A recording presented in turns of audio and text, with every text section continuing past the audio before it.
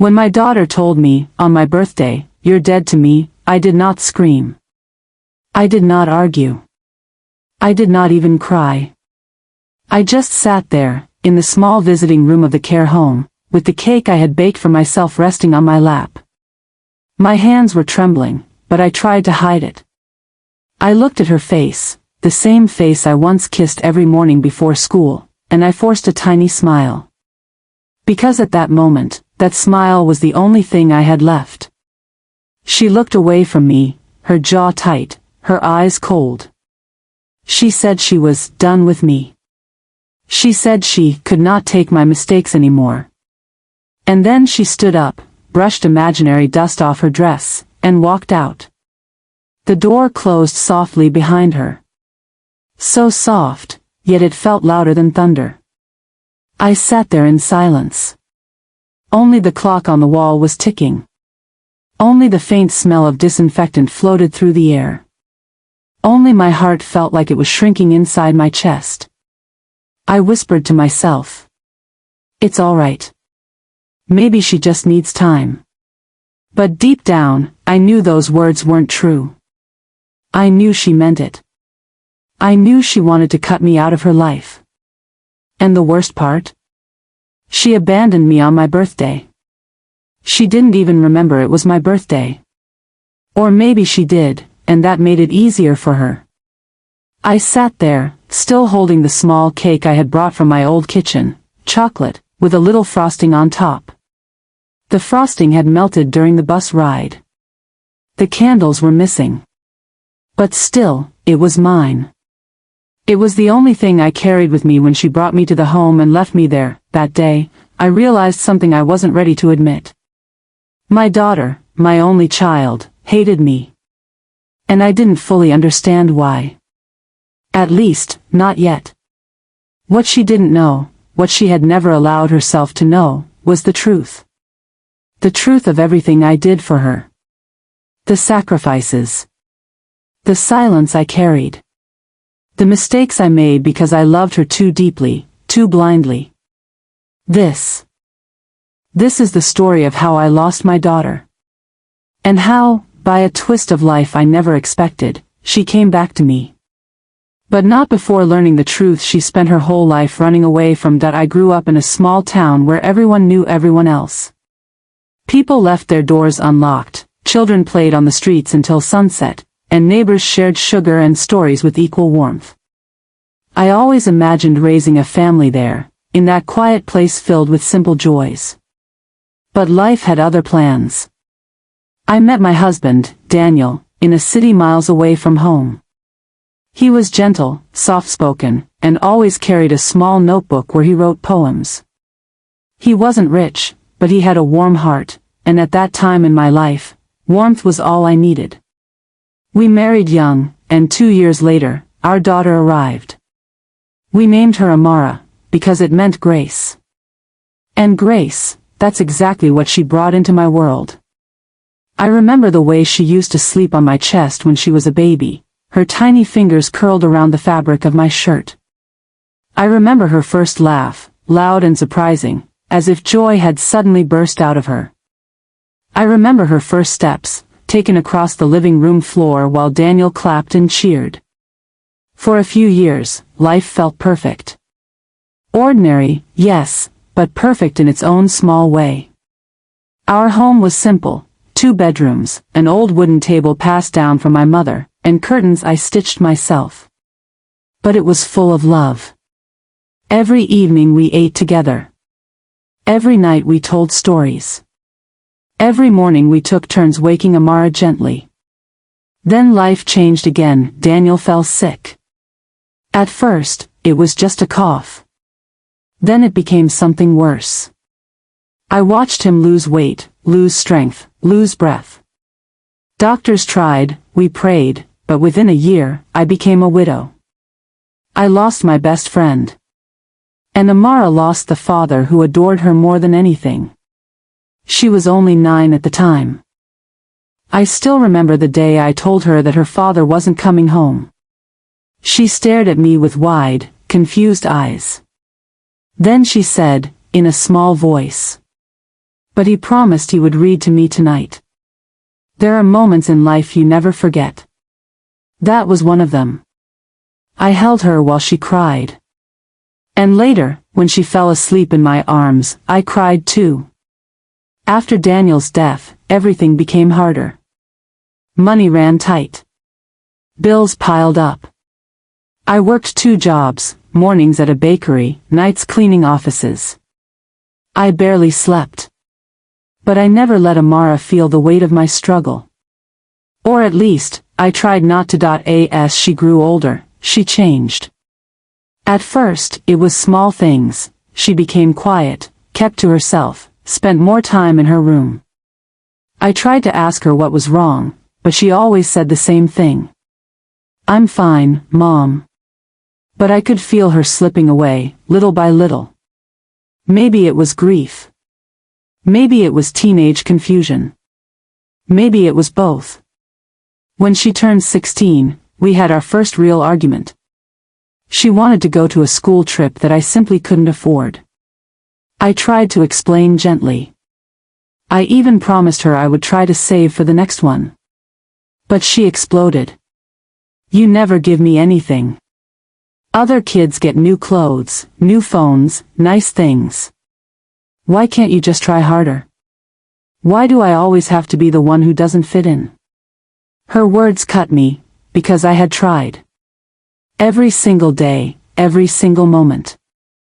But she couldn't see it. That night, after she slammed her door shut, I sat on the living room floor and cried. Not because of the argument. But because I realized something, that my daughter wasn't angry at me. She was angry at life. But I was the only one she could take it out on. And I told myself it was all right. I told myself she would grow up, understand, and see how hard I worked for her. I was wrong. She grew older, but instead of growing closer, she grew distant.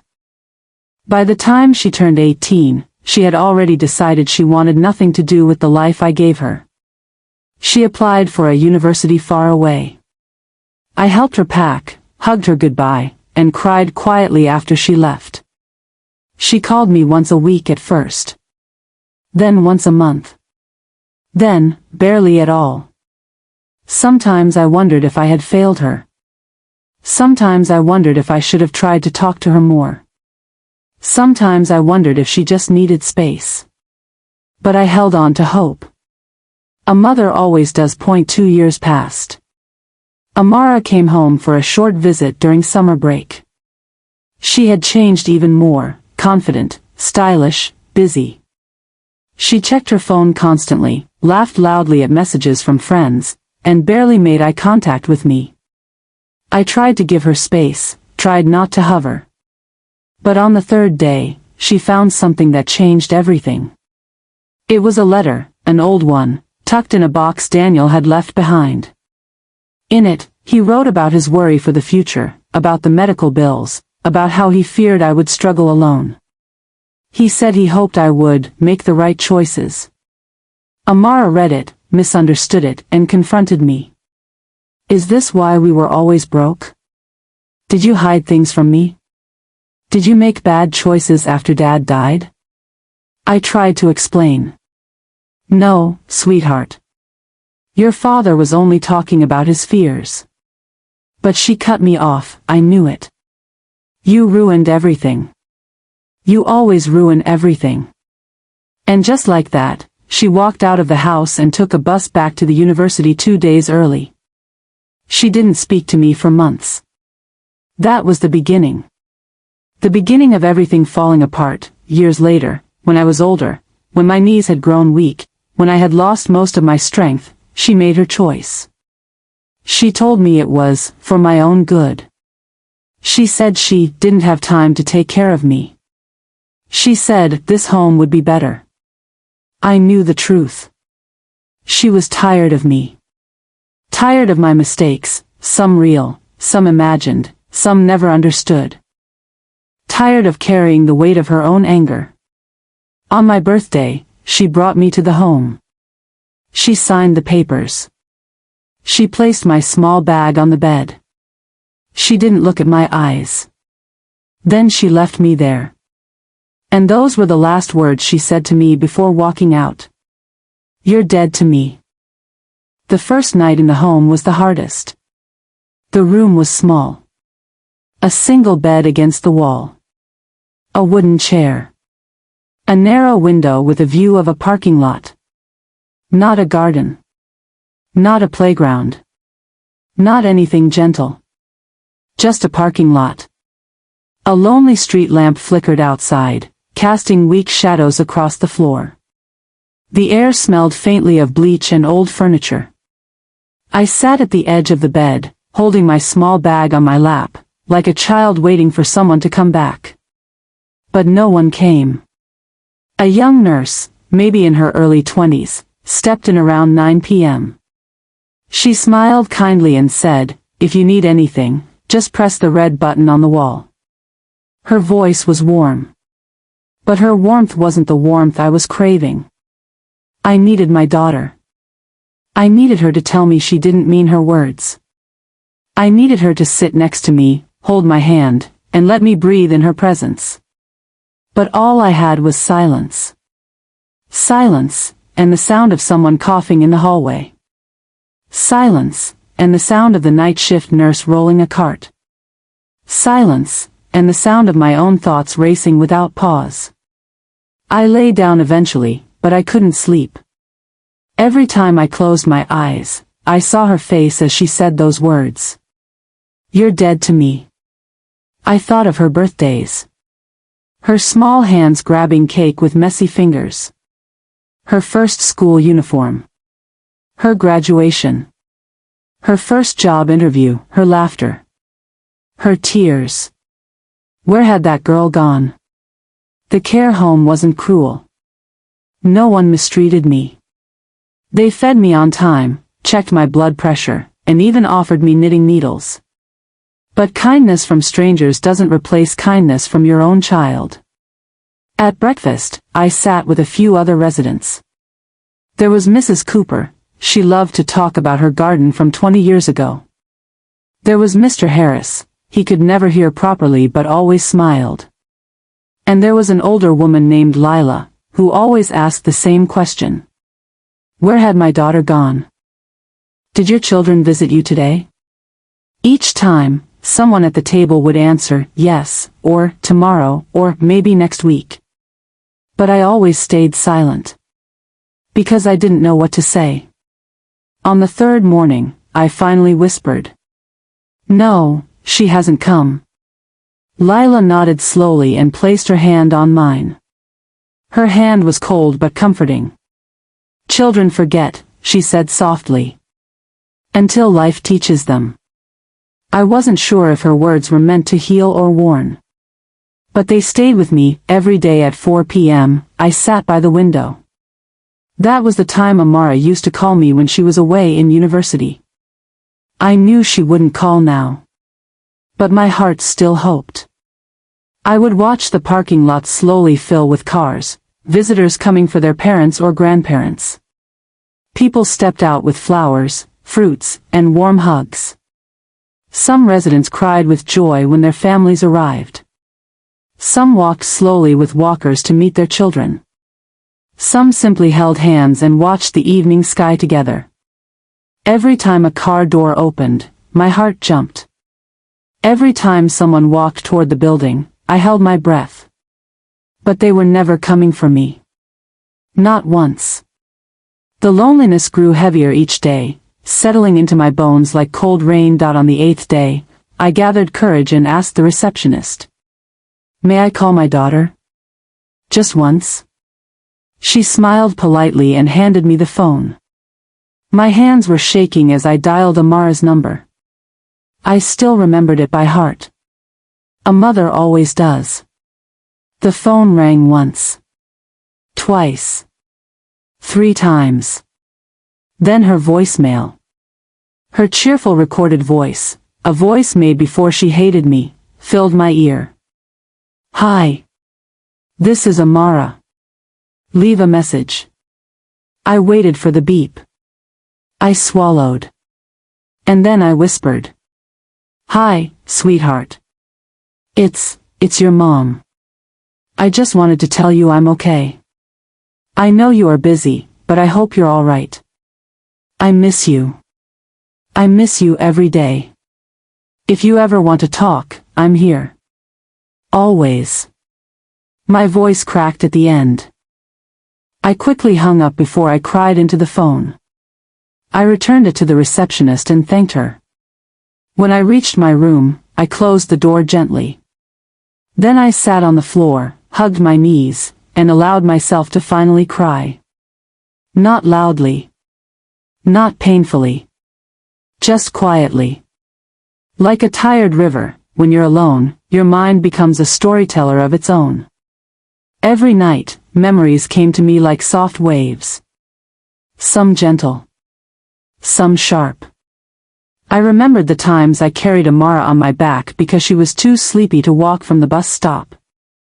I remembered the nights I stayed awake stitching her school uniform to save money. I remembered reading her stories, singing to her, feeding her warm soup on cold days. But I also remembered the fights. The misunderstandings. The things I tried to explain but never communicated well. I remembered the day she found that letter from Daniel, a letter that was meant for him alone, not for her. She misunderstood it. She thought he blamed me. She believed I made wrong choices. She never asked me what the right choices had been. The truth was never spoken. The truth was a quiet ghost between us. One afternoon, as I was sitting in the garden behind the home, a small space with 2 benches, 3 rose bushes, and a creaky wind chime, I saw a familiar figure walking toward me. Thin. Nervous. Carrying a folder. It was Liam, my daughter's childhood friend. He used to come to our house every weekend. He used to call me Auntie. He used to laugh with Amara endlessly. But I hadn't seen him in years. He approached slowly, unsure if he should smile or apologize. "Auntie," he said softly, "I heard you're staying here now. I came to check on you." His voice was warm, the kind of warmth that broke something inside me. I nodded and tried to smile. "It's good to see you, Liam." He sat beside me on the bench. For a moment, neither of us spoke. The wind chime rattled lightly above us. Then he asked, "Does Amara come visit you?" My throat tightened. I looked at the roses instead of him. "No," I whispered. "She doesn't." Liam exhaled slowly, as if he already knew the answer. "Auntie, she's going through something. She doesn't talk about it, but I can tell she's hurting." I closed my eyes for a moment. "Hurt people often hurt others," I whispered. He looked at me with deep sadness. "She told me she said something harsh to you. Something she regrets but is too proud to take back." I felt my heartbeat shift. "Did she tell you what she said?" He nodded gently. "She told me she said you were dead to her." Hearing the words spoken aloud stung again, but softer this time, like touching an old bruise. I looked at the sky and whispered. "She didn't mean it. Not truly. She's angry, not hateful." Liam turned toward me. "Auntie, she doesn't know everything. About what you did for her. About what your husband wrote in that letter. About the choices you made." She filled in the blanks with pain. I felt tears rise, but I blinked them away. "Then one day," I whispered, "she will learn." Liam hesitated. Then he said something that lingered in my heart. "I think someday she'll realize she misjudged you. I think she'll come back." But he didn't know how long someday would take. Neither did I. He stayed with me for a while. We talked about his work, his family, his life. And when he left, he hugged me, a warm, tight hug I didn't realize I needed so badly. "You're not alone, Auntie," he said softly. For a long time after he left, I sat there, listening to the wind chime, letting the comfort settle into me that a week later, I received a letter. It was not from Amara. It was from an old coworker who found some papers I had forgotten to collect from my previous job. Inside the envelope were documents I had hoped my daughter would never see, not because they were shameful, but because they carried a pain I had tried to shield her from. They were hospital bills. Not Daniel's. Mine. Years ago, when I became ill and needed treatment, I kept it hidden from Amara because she was already struggling in university. I worked extra hours. I took small loans. I told her I was just tired when she came home. I survived. I recovered. But she never knew. Not because I lied, but because I didn't want her to worry. But that choice, that silent sacrifice, came back to haunt me. Because in my exhaustion, my memory slipped. I forgot deadlines. I forgot bills. I forgot small things around the house. Amara assumed I was careless. She assumed I was irresponsible. She assumed I ruined everything, as she always said. She didn't know I was fighting a battle behind the scenes, alone. She didn't know her mistakes were forgiven instantly. But mine stayed with her like shadows. When I saw those papers again, I realized something painful. She hated me for reasons she never understood. Because I never explained. Because I never wanted her to see me weak. 2 weeks passed. Still no call. Still no message. Still no sign of her. But something strange started happening. Every day, around noon, a staff member would walk into my room carrying something. A fruit basket. A set of warm socks. A cozy blanket. A book. A bouquet of lilies. A small box of chocolates. Each item came with the same note. For you. No name. No handwriting I recognized. No signature. Just those 2 words. At first, I thought the staff made a mistake. But after the 5th gift, I realized someone was watching over me. Someone who didn't want to be seen. Someone who felt guilty. Someone who cared, quietly, secretly. I knew who it had to be. Amara. She couldn't face me. She couldn't apologize. She couldn't say the words. But she could send small things to comfort me. Silent love. Hidden love. Love she didn't know how to express yet. The gifts didn't heal everything. But they cracked something open. Like a window letting in soft air. One evening, as I was eating dinner, 2 nurses walked by whispering. I didn't mean to listen, but a few words reached me. She almost fainted today. Her blood pressure dropped. She won't say anything. Someone should tell her daughter. My spoon froze in my hand. They were talking about me. The next day, I really did faint, for just a few seconds, while walking down the hallway.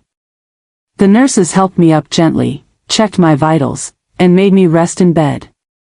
I told them not to call Amara. I didn't want to be a burden. I didn't want her to feel obligated. I didn't want her to come out of guilt. But someone told her anyway. I didn't know it at the time. No one told me. But that moment, that tiny, fragile moment, traveled miles away, straight into her heart. It shook something inside her. It made her realize something she had never considered. A mother is not permanent. A mother is not unbreakable. A mother is not endless.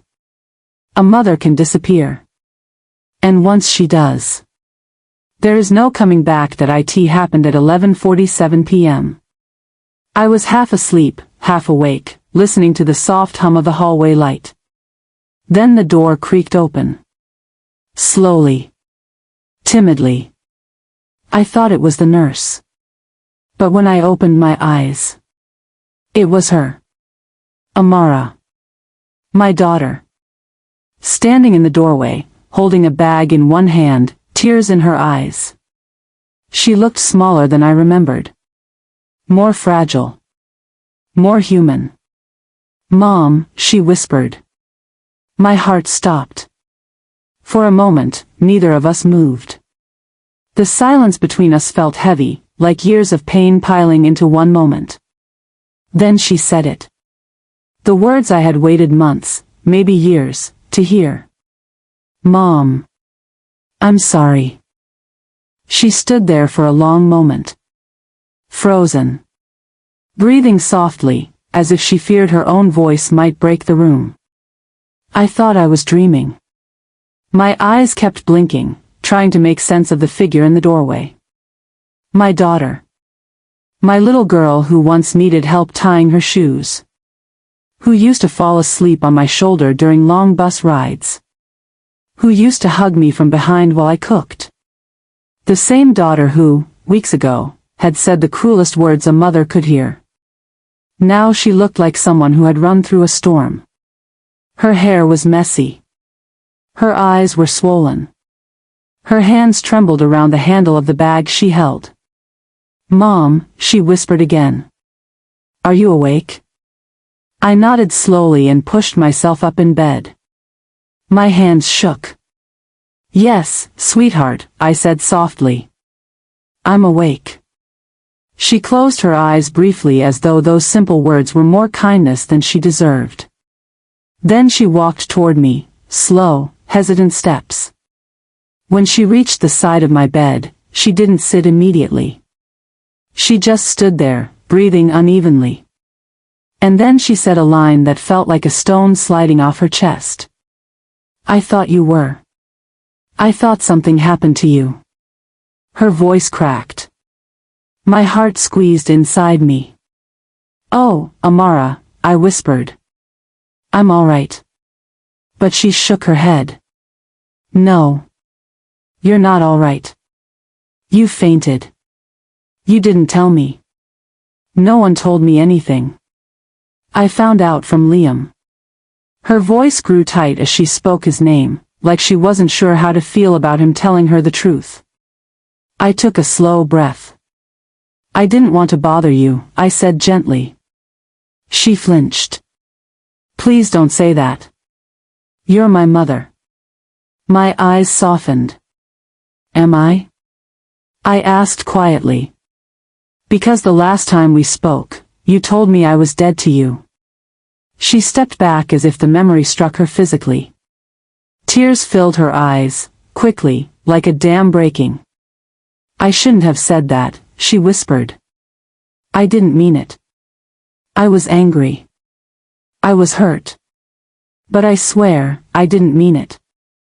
I watched her face, the pain, the regret, the exhaustion. And for the first time in months, I saw not anger on her, but fear. Deep, aching fear of losing me. Suddenly, she sat down on the chair beside my bed. Her whole body collapsed into it, as though she could no longer hold herself upright. She covered her face with her hands. Her shoulders shook. "Mom," she cried, voice muffled by her palms. "I'm so sorry. I'm sorry for everything I said. I'm sorry for what I did. I don't know what's wrong with me. I don't know why I treated you like that. I don't know why I thought pushing you away would fix anything." I reached out, placing my hand gently on her forearm. Her skin was warm, warm like a child's feverish forehead. Warm like the palm I used to hold while crossing streets. "Sweetheart," I whispered, "look at me."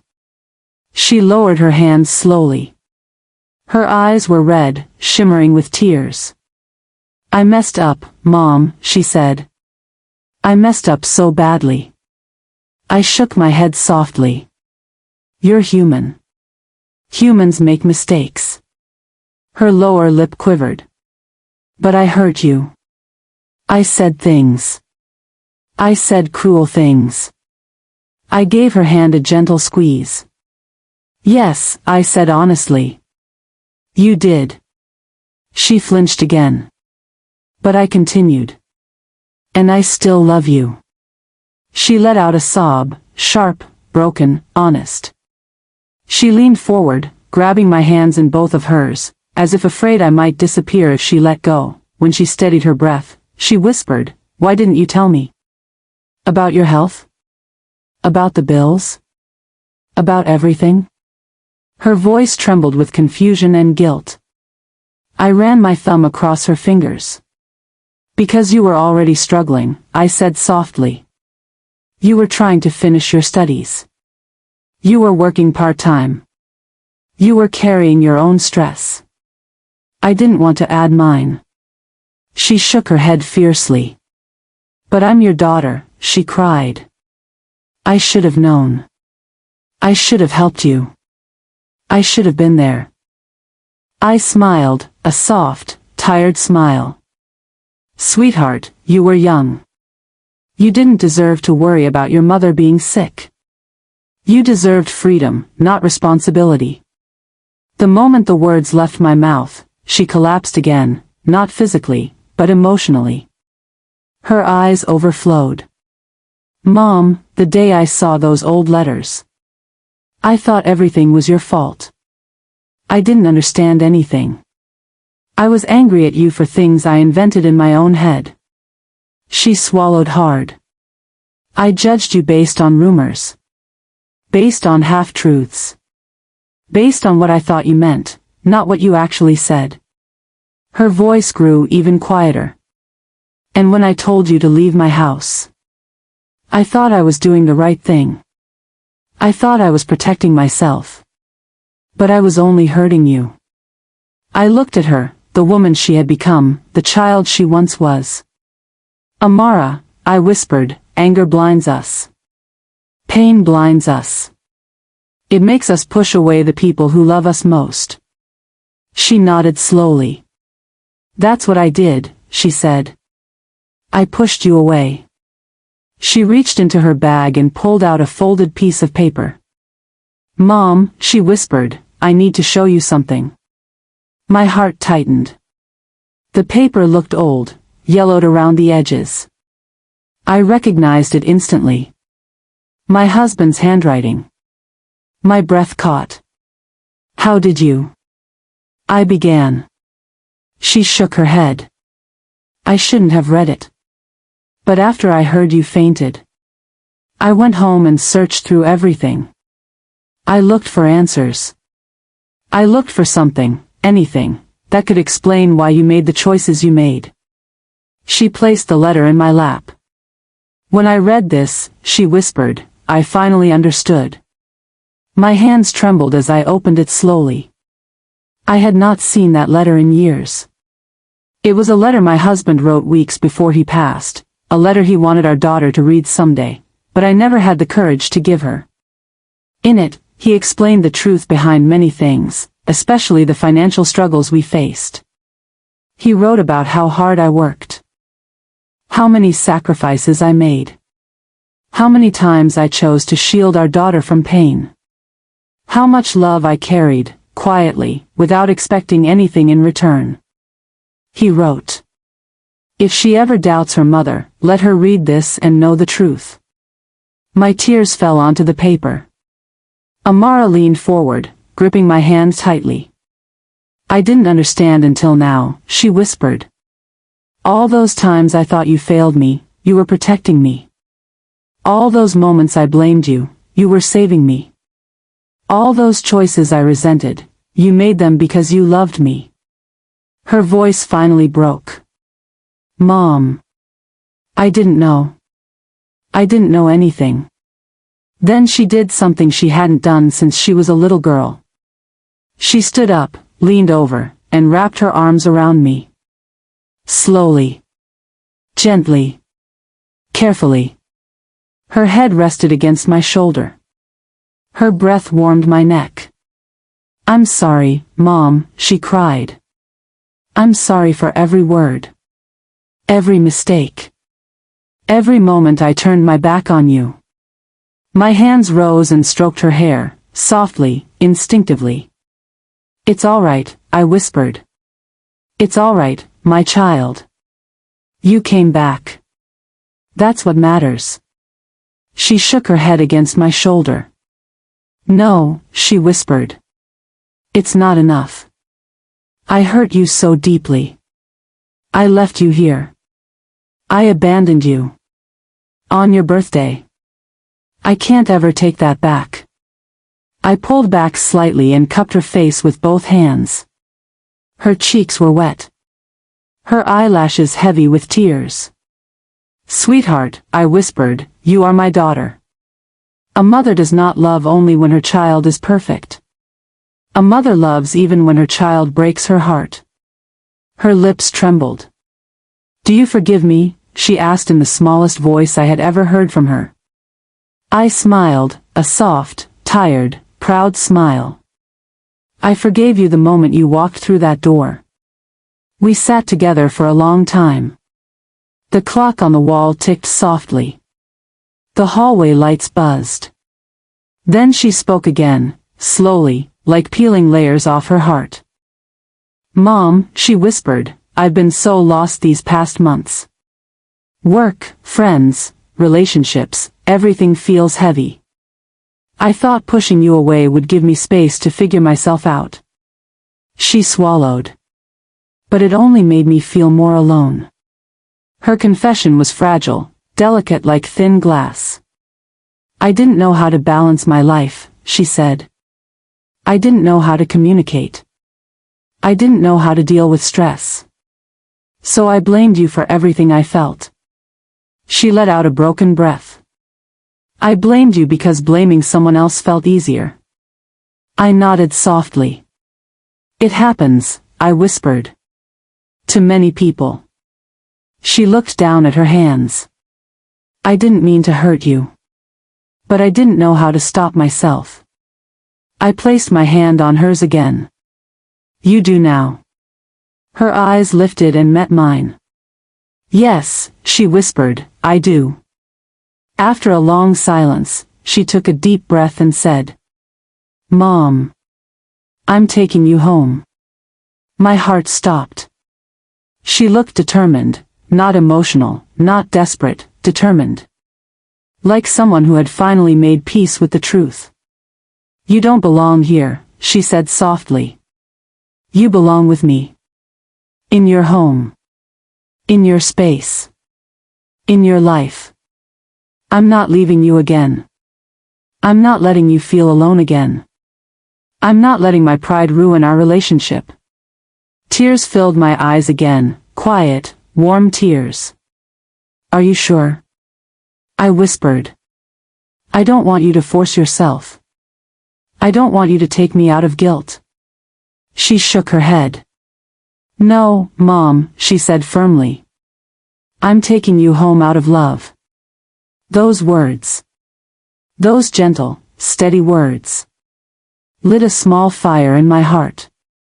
Something warm. Something alive. Something hopeful. She didn't leave after apologizing. She stayed. She sat beside my bed, holding my hand until I fell asleep. Every time I stirred, she whispered. I'm here, Mom. I'm not going anywhere. I woke up once in the middle of the night and found her leaning back in the chair. Sleeping lightly, still holding my hand with both of hers, as if afraid I might vanish in the dark. In that moment, I understood something. Even grown children sometimes need their mothers. But sometimes, they also need to find their mothers again. When sunlight entered through the small window, I opened my eyes and found her awake, watching me. Good morning, she whispered with a soft smile. It was a smile I had missed for so long. A smile that once lit our entire home. Good morning, sweetheart, I said. She squeezed my hand. I called the office, she said. I'm taking time off work. We're leaving here today. I'll bring your things home. You don't have to stay another night in this place. I nodded. Not because I needed to leave. But because she needed to take me home. Because healing sometimes begins the moment a heart chooses to return. I sat inside that quiet little room at the home, waiting for whatever was coming next. My heart was slow, tired, but still open. I knew something was changing in the air. I could feel it, even before I saw her. A soft knock came at the door. Not loud. Not rushed. Just, gentle. I looked up. My daughter stood there. Her chest was rising and falling like she had been crying. Her eyes were swollen. Her hair was tied back hastily. She looked younger than I remembered, and yet older at the same time. Like life had suddenly shown her something sharp and painful. For a moment, she did not speak. And I did not speak either. Silence filled the room like a long, slow breath. Then she came inside and closed the door behind her. She didn't walk with anger anymore. She walked slowly, as if every step carried a memory. She sat on the chair across from me. And finally, she whispered, "Mom. I am so sorry." Her voice cracked. I watched her for a moment. Her face trembled. Her hands shook. She looked like a child who had lost something. I didn't move closer. I didn't reach out. I waited. I let her speak in her own time. She wiped her cheeks again and said, "I read your letter." She closed her eyes, tears slipping down her face. I thought I knew everything, and then I realized I knew nothing. I breathed in deeply, calm and slow. "What did the letter say to you?" I asked softly. She pressed her lips together before answering. "It said you loved me, and that you never stopped." Her voice broke. "It said you weren't angry with me. You just wanted a little space to breathe." She lifted her head. "But I threw you away." Her words trembled like glass. I looked at her gently. "No," I said quietly. "You didn't throw me away. You were hurt. And when we are hurt, we don't always see things clearly."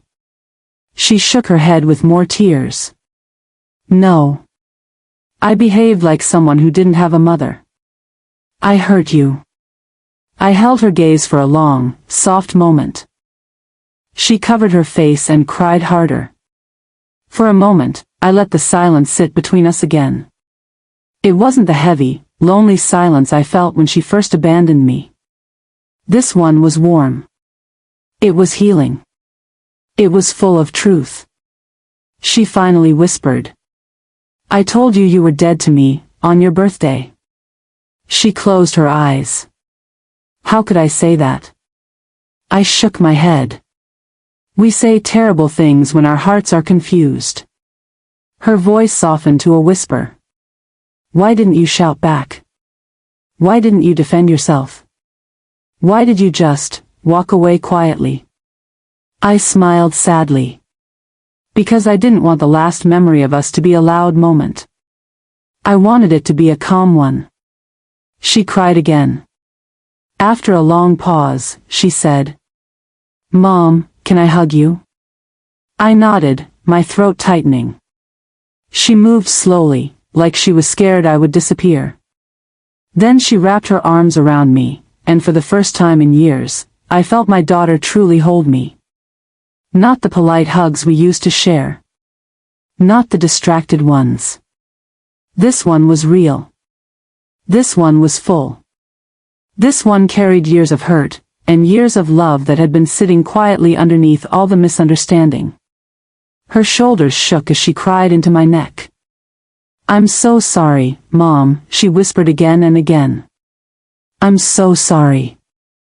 I held her gently, rubbing her back like I used to do when she was a little girl waking up from a nightmare. "It's all right," I murmured. "No," she cried. "It isn't. You were alone. On your birthday. I don't know how I could let that happen." I took her hand. "You didn't let it happen," I said softly. "Life happened. Stress happened. Fear happened. But that doesn't erase love." She stared at me. And for the first time in a very long time, I saw my daughter again. Not the angry voice. Not the wall of misunderstandings. Just her. My child. She whispered, "Please come home. Please, don't stay here." I looked around the quiet room. I felt the soft winter sun resting on my hands. I felt the peace I had found in the last few days. And then I looked back at her. "I will come home," I said gently. "But this time, we will do things differently." She nodded quickly. "Anything. I'll do anything." I smiled softly.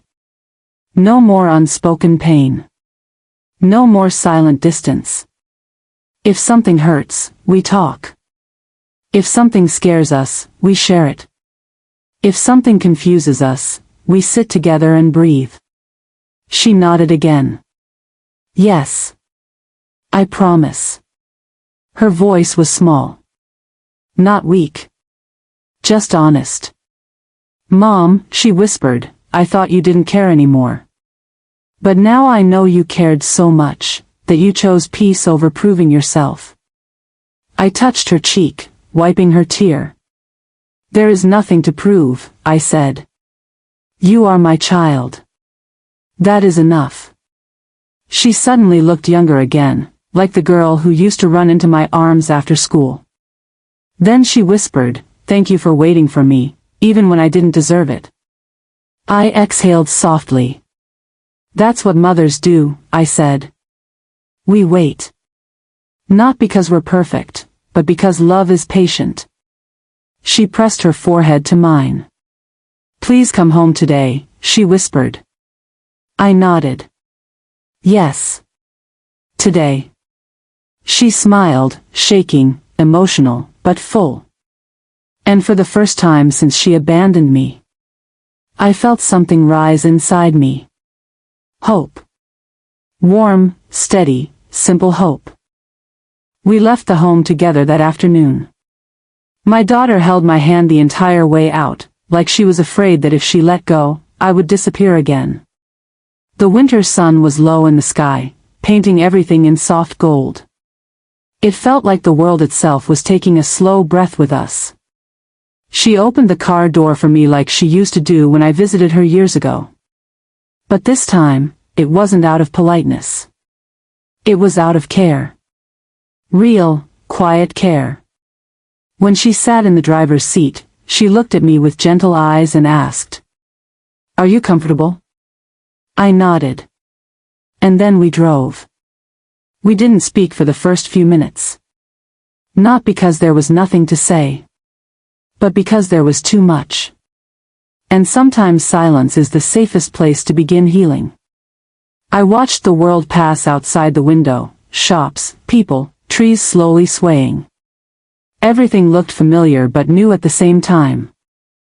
Like life had paused, and then started again with a softer tone. At one point, she whispered, "I kept hoping you would call, even when I told myself I didn't care." She swallowed. "But you didn't. And it scared me." I turned my head toward her slowly. "I didn't call," I said, "because I didn't want to push you. I wanted you to come on your own, when your heart was ready." Her eyes filled again. "Mom. I wish I had come sooner." I gave her a small, warm smile. "You came at the right time."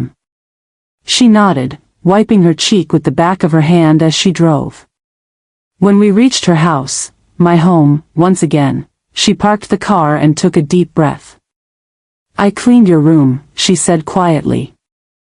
"I wanted it to feel welcoming when you came back." I opened the door slowly. The air felt different. Warmer. Softer.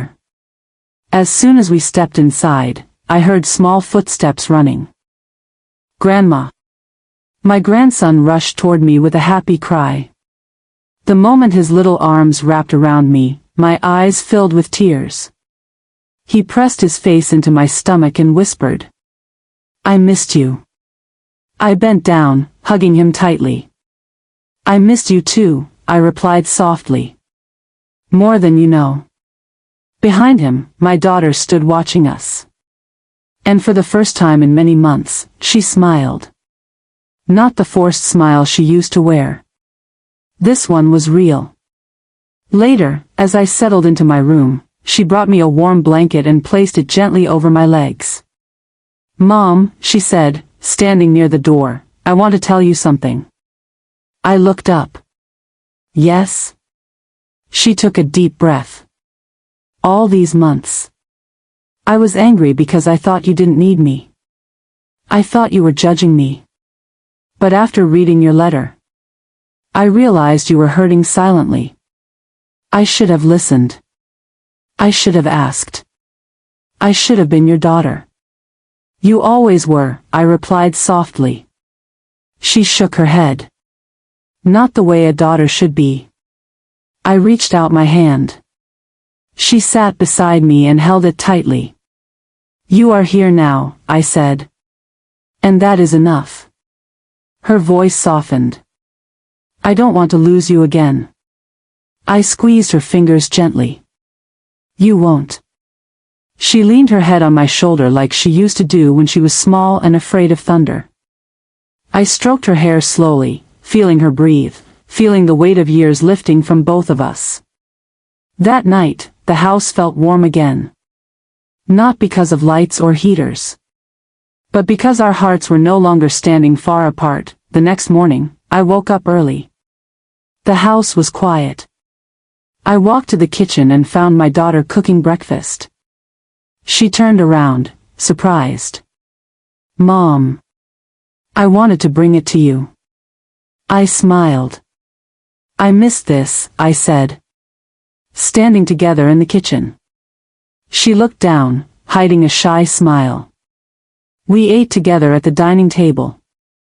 The same table where so many arguments once began. But this time, the air was calm. After breakfast, she handed me a small box. What is this? I asked. Open it, she whispered. Inside was a simple necklace, one I had given her on her 18th birthday. It had the tiny initial M, for Mom. She said softly. I kept it. I never threw it away.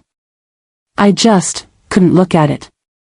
Because it reminded me of how much I loved you, and how far we had drifted. Tears warmed my eyes. I'm glad you kept it, I whispered. She gently placed it around my neck, her hands trembling. Mom, she said, I want us to start again. But this time, with honesty. With patience. With love. I nodded slowly. Yes. Let's start again. And in that quiet kitchen, with morning light falling softly across the floor, we began our new chapter. Looking back now, I understand something I didn't understand before. Sometimes. Love breaks quietly. Not with shouting. Not with dramatic scenes, but with small misunderstandings that grow day by day. And sometimes. Healing also arrives quietly. In a letter. In a tear. In a long embrace that finally releases years of pain. My daughter and I lost each other for a while. But we found each other again. Not as perfect people. But as real people. Hurting, learning, trying again. If there is one lesson I carry now, it is this. Speak before silence becomes distance. Forgive before pride becomes walls. And love even when love feels heavy. Because family is not about perfection. Family is about returning, again and again, to one another. I am home again. Not just in a house. But in my daughter's heart. And that is the greatest birthday gift I could have ever received.